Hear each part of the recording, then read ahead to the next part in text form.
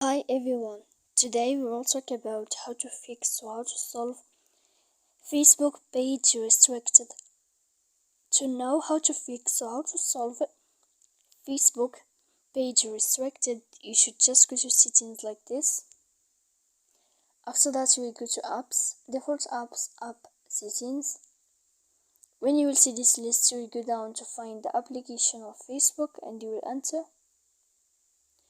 Then in this page you will go to click for stop. When you will end this, you will enter to storage.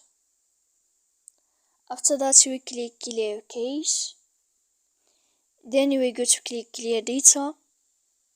And when you will end all this stuff here, as you see, you can turn off your phone. So please don't forget to support us by like and subscribe. See you next time in another video, and thank you for watching.